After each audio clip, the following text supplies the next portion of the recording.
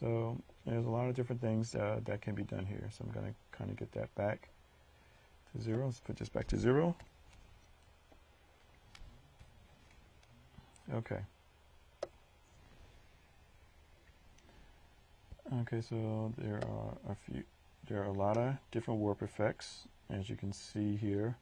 I'm not going to go through them all. Just play around with them and do what you can and have fun. On our future lesson, when we go into more intermediate lessons, there's a lot more to explore there. Okay, so for now, that is it for the warping tool. So let me go here and check that off.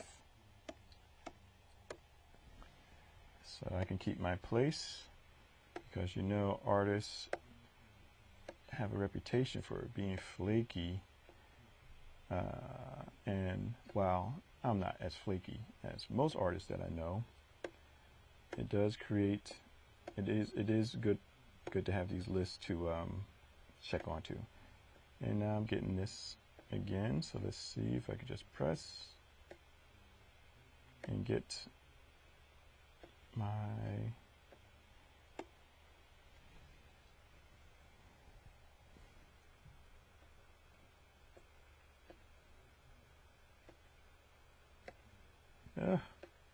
what is going on? How come this is being so temperamental?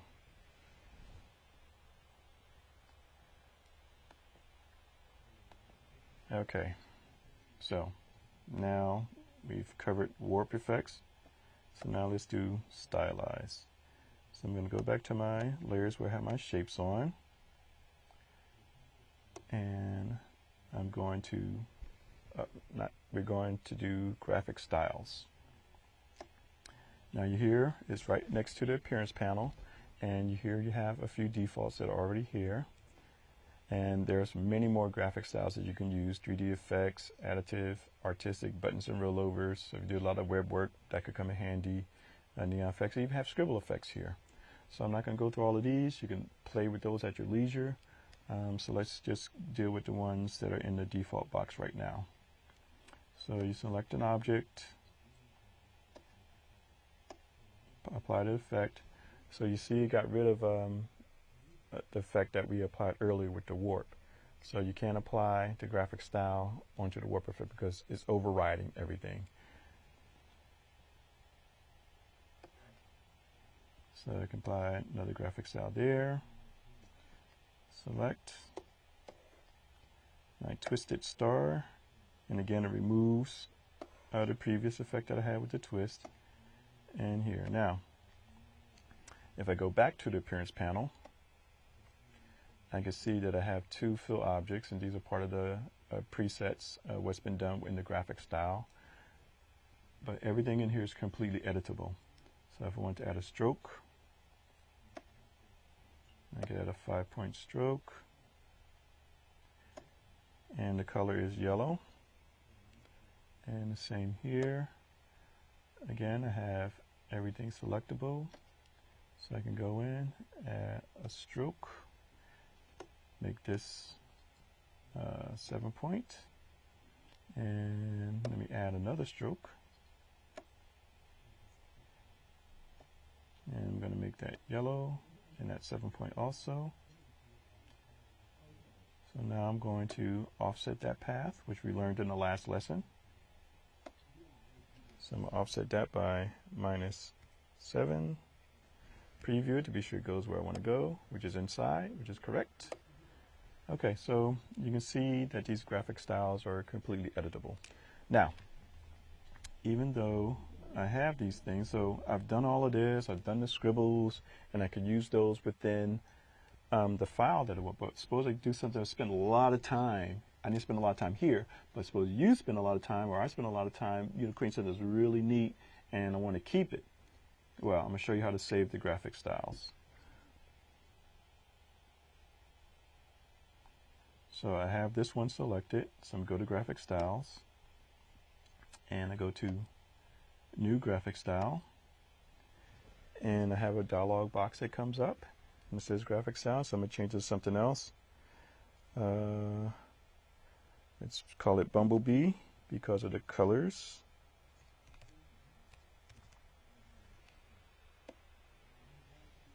And let me save this style. And you see an icon popped up that showed exactly what it is, which is very handy because some icons don't show up, which we'll get to in just a bit. So let me create a new graphic style from the star. So let me call this Yellow Wave. Okay, and again, an icon popped up that shows us what's there. Now, let me go to the layer where we have our scribbles at. So I can select that one, go to Graphic Styles, New Graphic Style, and that is our medium. So we'll call that Medium Scribble.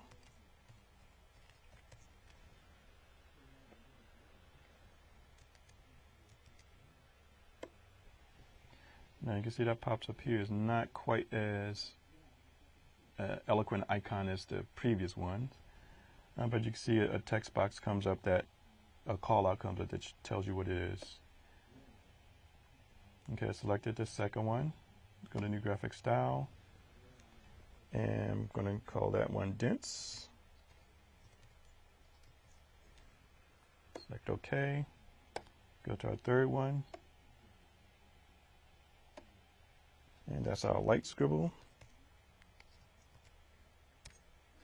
Okay, so we have all this saved. Now, right now, it's only available in this document, because if I create a new document,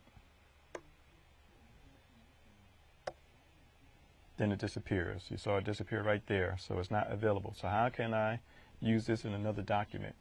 Let me show you. So let's go back here. So I want to use the ones I created, so I'll shift click. So I'll pick the one just before the new ones I created and shift click and throw that in the trash. Yes. And those are the defaults, so those are always there. So you can throw those away at random. So here are the new ones that I selected. So now what I want to do is to save a library. So go down here to save a graphic style library. And this pops up. So let's call these lesson 5. And you see it's being saved in the graphic styles folder right here. I'm going to replace that because that was one I did earlier. Okay, now all of these are here in this box. Now when I go to my newly created one, it disappears again, but this is how I will access it, by going to Open Graphic Style Library. And now you see down at the bottom it says User Defined, and under User Defined, Lesson 5 appears. So I'll click Lesson 5, and all the styles that I created pop up.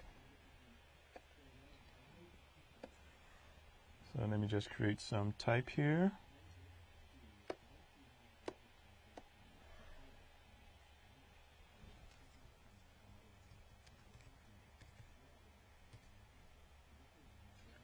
Ooh, I have a lisp. It was.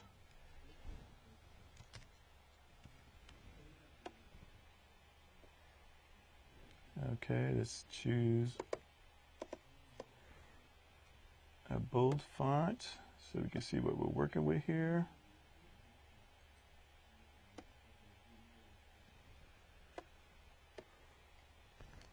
And let's duplicate that. Get a shape. And let's duplicate that. Again, I'm holding down the Option key and just dragging. And when you see that little white cursor appear behind the black cursor, then you know you have your Option key working.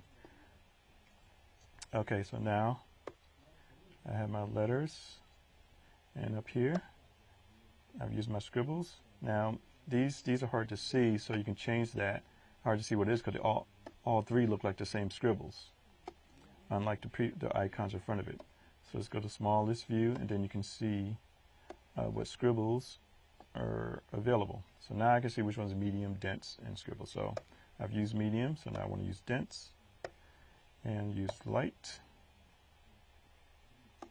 And the same here. Use now. Here's the glitch I mentioned earlier that will happen. Because I created these styles with type, with fonts, it doesn't automatically apply to shapes that I created. But I'm going to show you how to work around that. So this is what you will get when you happen. So we go to our appearance panel and we apply a fill, and now it bounces back. Now if I want to put a stroke in here, I can do that, which is not part of the original. But like I said, all of these are modifiable. Okay, so there. So the same thing will happen with these, but with these I'm not going to use that because I've already shown you that. So let's show what happens with, I apply that yellow wave, and I can apply my bumblebee style to here. Now you remember that bumblebee style was applied to a rectangle, and even so it doesn't matter what the shape is, it's just picking up the style. So here is that style applied to a star. Okay, so that is graphic styles. Oh, that's the new layer.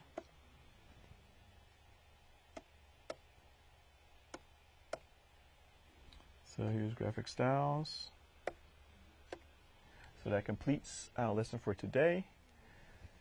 I'm glad you came. I'm glad you wanted to see this. So just remember, go forth and create, and there'll be many more lessons to come. So